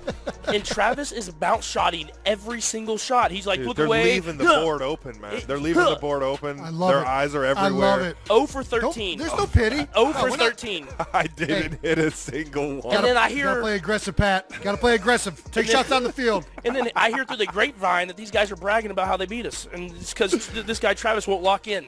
Dude, he won't lock in. I won't lock in. Just take a jump shot, man. I want to freaking bounce this thing in and get 2 for 1 special. Let me get that back? Pat, did you guys used to play like when you take a cup off, if you don't drink it right away, you're just holding it in your hand. If you hit that cup in the hand, it's game over, right? Game over. Done. Dude, this is how you know we're brothers. I would just stand there and try and hit that cup. Even if they saw it coming. I'm like, I don't care that you know it's coming. I'm going to slam dunk this into your cup. Now you know where I get my shit from, man. I actually think this guy's been throwing it in my cup the entire friggin' life, dude. Just Travis, side doors. The worst part about it was Travis made the first bounce. And after that, it was just Felt every electric. time. No, look. Outside. It's got to be by surprise. After the first one, you got to catch them off Meanwhile, guard. there's kind of the table's kind of wet, so they're just sliding. They're not even getting high enough to even have a chance. The best one. Is that Pamela Anderson? Everyone's looking, right? Where? Bounce shot. Ooh, almost got him. He's got to keep coming with right now. My iPad went to shits there. Yeah, nice. That's all I had for the Mount Rushmore. Jason, you want to settle the score? Sure. Yeah. I thought they wanted to do quarterback plus receiver Mount Rushmore too. Oh, like man, duo? I screwed that up. Yeah, I screwed that up. You want me to do the duo? The duo of the Mount Rushmore? Joe Montana and and Jerry Rice. Can't even say you can't say his name right unless it's Joe Montana. Waterboy. Man. Jerry Rice. Speaking of Henry Winkler, man, at the game, the fun stuff. Yeah, talking about the green notebook. You talking about the notebook I have, man? Yeah, even put 2 and 2 together. I just hate him and I hate him and I hate him and I hate him. No, but yeah, Joe Montana, Jerry Rice. Dante Culpepper and Randy Moss. You gonna take that over Tom and Randy Moss? I mean, both of them are close, dude. Dang, I mean, Tom and Randy, they had. I would say Tom and Randy. They put up 20 just touchdowns, right? That was the year they went undefeated, dude, and it was like a million touchdowns. Dominant. Who else is on that Mount Rushmore? I would say Troy Aikman and Michael Irvin. Ooh. Another sneaky one. I was a Cowboys fan growing up here, so. Respectable Jason was for sure. just I had their down action there, figures. but I had their action figures. Tables. So those three are probably the main ones, and then the fourth one is up for debate for everybody. That's fair enough. That is fair. All right, let's get to we're going to settle the score on some things that we've had arguments on the show. And since you're a quarterback, it gives us a quick way to answer these questions. Game day fit philosophy. Dress up or dress down? I already know the answer to this. I'm a big dress up guy for away games. Away games, suit and tie. Peyton Manning, suit and tie. I throw a little bit of swag on there, but suit and tie and everything like that. Home games, I'm usually a graphic tee and just jeans, like just an easy, comfortable look. Brittany tries to get me to go outside the box, kind of like what Travis is wearing, but I don't know if I have enough swag for that. So, like when Travis wears some stuff, sometimes I'm like, I don't know if I even like it, but it's got to be swaggy because Travis is wearing it. When I wear it, it's just gonna I'm just going to get roasted, so why am I going to wear it? So I try to just keep it. You think I'm not getting smoked? Oh, man, that's the best stuff, man. Post a picture and just read the comments, man. You look like a clown, dog. Nah, I get it, man. I get it. That's why I was going for a clown, actually. That's what I was going for. Clowns are in. You better believe it. What position talks the most trash? I would say... DB definitely, just the whole group, man. It's just they always are saying something, and so you have to have some confidence to play that position. So I'm the big guy where I run. I try to never take a hit, so I always go down. And they're like, man, if you'd have ran at me, you know what I would have done. I'm like, dude, you're not trying to hit anybody, dude. You play DB. Are you kidding me? But I try to stay. If you throw an interception, they're going to the end zone. They're taking the picture, everything like that. So you try to stay away from giving them any chance to talk trash. No, you know it. We were right there with you. D-line, DB, that's the ultimate. But the only thing about Travis. The only thing about D-line is I'm a big compliment guy. I'm a big throw the ball. They get close to me. Hey, great rush, dude. Great. Yeah. I'm not trying to make these guys mad. Are you kidding me? Like, why would I want them to hit me harder? I'm just, hey, great rush. Don't poke the bear. Yeah, exactly. Let them just play their position. They're competing. They're having a great time. Our Let's dog just Trey go ahead. Smith is poking the bear enough. Dude, exactly. Bro, that was crazy. That was awesome. Trey Smith, The baby. highlight video against Tennessee. Oh, yeah. Oh, yeah, Whoa. man. You know, man. He heard the trash talk, and so Is Is he like that all the time? Interstate 65. If you poke that bear, He's one of those quiet guys that at the moment anything is said, he's gonna go nuts, and God, I love that. it's great to have those guys on the team, man. And Baldy. I don't have to be that guy. I just let them. I mean, Travis, I'm like grabbing him by his horse collar the whole time, like, hey, bring it back in, man. well, I mean, I was the kid at the amusement park that was on the leash, so that's me. You Mom did have to leash can't get it. Travis. True story, huh? Yeah, go on. Oh, for sure. Heel. Like our first used to give me like a candy like caffeine rush or like a sugar rush, and I would just be everywhere, just like dragging my parents across the amusement park. I remember one of the first times we went, like I wasn't on the leash. My mom was like, all right, this is where if anybody gets lost, we come right here. It was like one area, and all I heard in my mind was like, I'm about to get lost and just meet right back here at the end of the day. Sounds like we know where we're going. We're coming right back here. See y'all later. Well, we talked about Travis a little bit earlier. Do you think Travis could have played quarterback in the NFL? No. You're not the only one, dog. No, I mean, I think he has the physical talent to play quarterback in the NFL, but he's, like he says, there's those times where he kind of blacks out. It's No just, patience, man. If you've ever played Travis in ping pong, you know why he can't play quarterback. Travis is a good ping pong player, but Or beer pong. Or Or beer just a pong. bounce Yeah.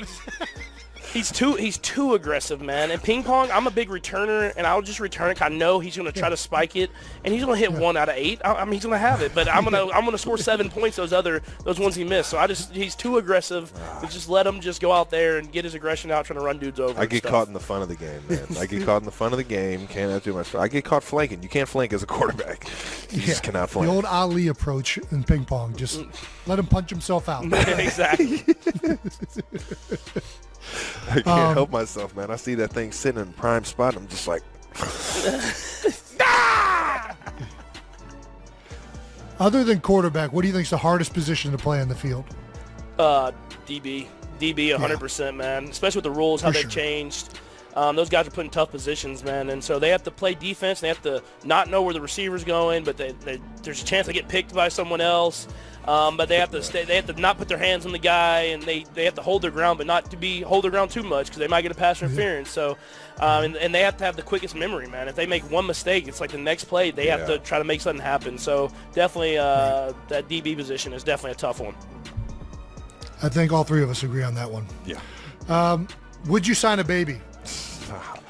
I will not Would sign you a baby. let somebody sign You won't Sterling? sign a baby? I will Would you not, let somebody put no. Sharpie on Sterling? No, that's what I'm saying. I will not. I'll sign a baby's clothes. I will. The clothes, yes. I will sign the clothes, but Not across the forehead? No, Baby's got not, no forehead. No Ricky Bobby forehead signing coming out of me. I'm very hesitant to sign anybody's actual body, but I did sign someone's. They had a champ stamp, and I signed their champ stamp, and they got it tatted on top of their champ stamp. So. Champ stamp, picture shout of out me to the Kingdom, right baby. there. Yeah, Chiefs Kingdom, baby. Okay. All right. Tattoos, And there's your autograph is forever embedded Tattooed that. on this man's lower back, yes. Yeah. Dude, the kingdom's real, baby. The kingdom's real, man. That's what we do out here. We're all in. We're invested. We're invested, man. One last thing, man. We do this every single week, and this is the New Heights Stamp of the Week, where we show praise to anybody taking their game to new heights. My New Heights Stamp of the Week, I'm going to keep it close to home. I'm going to throw it to Sky Moore, baby. We talked about it a little earlier. Someone that, had some early struggles as far as dropped a punt. I mean, everyone does it. Yeah. You learn from your mistakes. You go out there. Obviously, we were down some receivers this week. He gets thrown into action, makes big catches that kind of change the tide of the game. Helps us get down there to win the game on the 2-minute drive. And someone that I have so much belief in, man, so much trust in, and I'm glad to see that he can make a plays on a big night like Sunday Night Football, man. So that's my new height stamp of the week. All right, now that's the second Chiefs wide receiver taking this game to new heights, man. We got J Watt the first game Jason had Justin Watson, man, or both the Watsons, both the J Watts on the Chiefs had a huge game that first week. So, well, very nice, man. Shout out to Sky Moore taking his game to new heights. Way to go, Sky. Well, I think I speak for both Travis and I. This was awesome, man. Thank you so much for coming on, You're Pat. the best. I appreciate you, brother. Man, I feel like we're going to need to do a sequel, kind of like that Andy Reid sequel you got coming up with State Farm. Maybe we can agree if we're both playing each other in the Super Bowl. Me, you, Travis, Jalen. Maybe let's do it, man. Let's do it, man. Let's talk it into existence, Talk it into existence, man. We'll hopefully get the Super Bowl rerun.